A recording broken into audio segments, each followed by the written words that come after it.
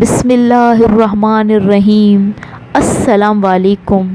ایک زمانے کی بات ہے جب افغانستان میں چنگیزیوں کی حکمرانی تھی۔ وہاں ایک علاقہ غیر آباد تھا۔ اس زمانے میں کچھ قبائلی خاندان اصفہان سے ہجرت کرتے کرتے اس مقام تک آن پہنچے۔ علاقہ غیر آباد تو تھا لیکن وہاں میٹھے پانی کے چشمے بے شمار تھے۔ ان قبائلیوں نے سوچا کیوں نہ یہاں ہم آباد ہو جائیں، اور پھر اس سرزمین پر قبائلیوں نے اپنا پڑاؤ مستقل ڈال دیا۔ ویسے تو وہ علاقہ غیر آباد تھا لیکن اس مقام پر ایک چنگیزی حکمران کا قلعہ قائم کیا گیا تھا۔ اس قلعہ نما محل میں چنگیزیوں کے کھانے پینے کے سامان اور دفاعی ساز و سامان کے علاوہ حکومتی خزانہ بھی اسی قلعے میں محفوظ کیا گیا تھا۔ وہاں لوگوں کی آمد و رفت نہ تھی تو وہ محل نما قلعہ ان کے لیے بے حد محفوظ مقام تھا۔ اس علاقے میں پانی کی نہریں وافر مقدار میں ہونے کے باعث ان کے کھانے پینے اور دفاعی سامان کی ترسیل بآسانی ہو جاتی۔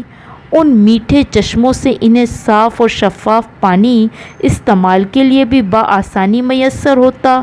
اب اس علاقے میں اصفہانی قبائلی لوگوں نے اپنے کچے مکانات تعمیر کر لیے اور وہاں رہنے لگے۔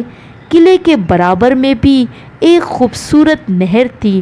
وہاں یہ قبائلی عورتیں کپڑے دھوتی اور اپنے برتنوں کی صفائی کیا کرتی، جس سے نہر کا پانی گدلا ہو گیا۔ ان قبائلیوں کے یہاں آباد ہونے اور نہر کے پانی کو خراب کرنے کی خبر حکمرانوں تک پہنچی۔ علاقہ حکمران نے ان قبائلیوں کو علاقہ خالی کرنے کا حکم دیا۔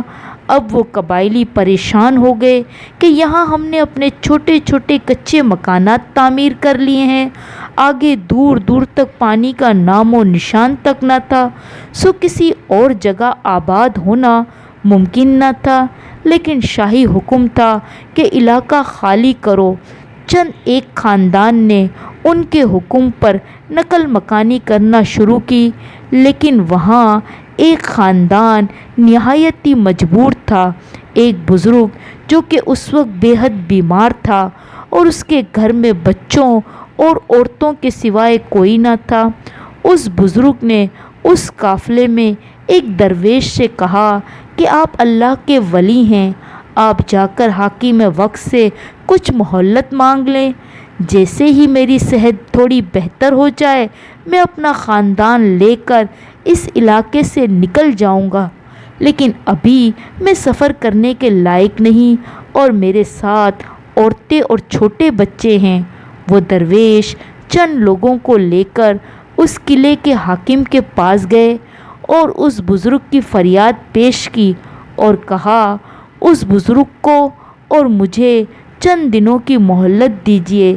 جیسے ہی وہ بزرگ کی صحت بہتر ہوں گی ہم اس علاقے سے نکل جائیں گے۔ اس وقت وہ اکیلے ہیں، لہٰذا میں ان کے ساتھ کے لیے اپنے لیے بھی چند دنوں کی مہلت مانگ رہا ہوں۔ لیکن حاکم وقت نہ مانے اور حکم صادر کیا کہ فوراً یہ علاقہ خالی کرو۔ درویش مایوس ہو کر اس بزرگ کے پاس پہنچے اور حاکم وقت کا پیغام دیا۔ مجبوراً اس بزرگ کو اپنے اہل و عیال کو لے کر اس سرزمین سے نکلنا پڑا، ساتھ ہی وہ درویش بھی روانہ ہوا۔ شام تک وہ علاقہ خالی کر دیا گیا۔ جیسے ہی رات ہوئی تو ایک زوردار ہوا چلی اور بادل گرجے، آسمانی بجلی چمکی اور تیز بارش شروع ہو گئی۔ پوری رات اتنی بارش ہوئی کہ وہ قلعہ پانی میں ڈوب گیا۔ اگلے دن اس سرزمین پر قلعہ اور چنگیزی حکمرانوں کا نام و نشان تک نہ رہا۔ اگر آپ ہمارے چینل پر نئے ہیں تو پلیز لائک اور سبسکرائب لازمی کیجیے گا تاکہ دلچسپ کہانیاں آپ کو بر وقت ملتی رہیں۔ ملتے ہیں ایک نئی کہانی کے ساتھ۔ اللہ حافظ۔